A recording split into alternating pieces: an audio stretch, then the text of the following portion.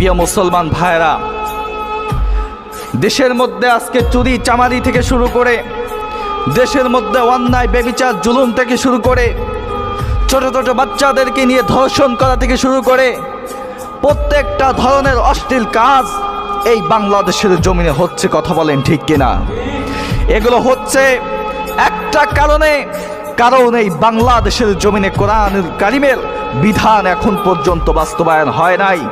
কোরআনুল কারিমের বিধানকে যদি বাস্তবায়ন করা যেত তাহলে কোনো ধর্ষককে আর খুঁজে পাওয়া যেত না, তাহলে কোনো ছিনতাইকারী, কোনো ডাকাতকে এই বাংলার জমিনে খুঁজে পাওয়া যেত না, ওই শাহবাগীদের মতো নাস্তিকদেরকে এই বাংলাদেশের জমিনে খুঁজে পাওয়া যেত না, যারা পর্দার্থ করবেই না বরং ইসলামিক বিধান নিয়ে, কোরআনুল কারিমের বিধান নিয়ে ব্যঙ্গচিত্র করবে, ওলামাই কেরামদেরকে নিয়ে কথা বলবে, আল্লাহ তাআলার বিধানদেরকে নিয়ে কথা বলবে, আমার নবীর নামে কটূক্তি করবে।